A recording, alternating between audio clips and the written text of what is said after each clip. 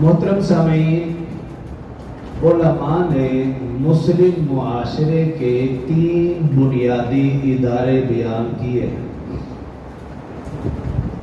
مسلم معاشرے کے 3 بنیادی ادارے ہیں۔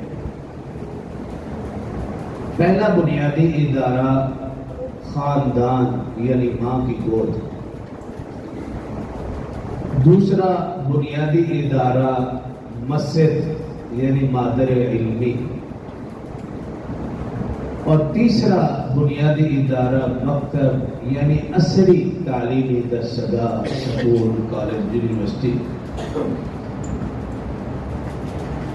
یہ تینوں بنیادی ادارے انسان کی بنیادی تربیت کا فریضہ انجام دیتے ہیں،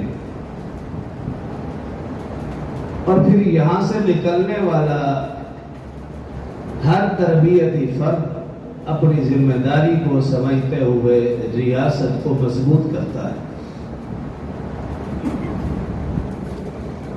اور اسلامی ریاست کے بھی 3 بنیادی ادارے ہیں۔ پہلا بنیادی ادارہ مقننہ، دوسرا بنیادی ادارہ عدلیہ، اور تیسرا انتظامیہ۔ مقننہ قانون بنانے والا ادارہ جیسے سینٹ ہے، صوبائی اسمبلی، قومی اسمبلی،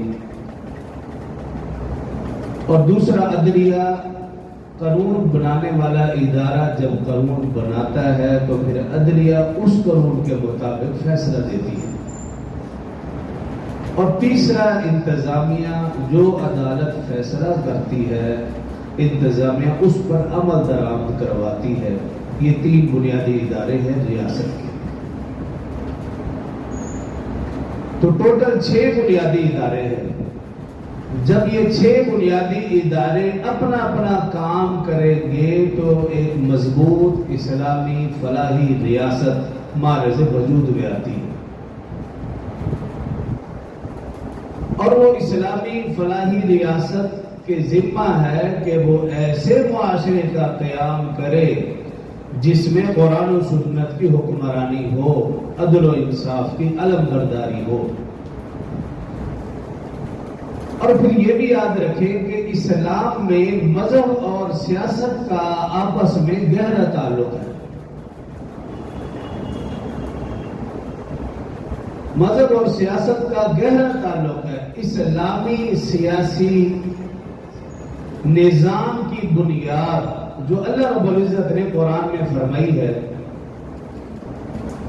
سورہ حج آیت نمبر 41، الذین ان مکناہم فی الارض۔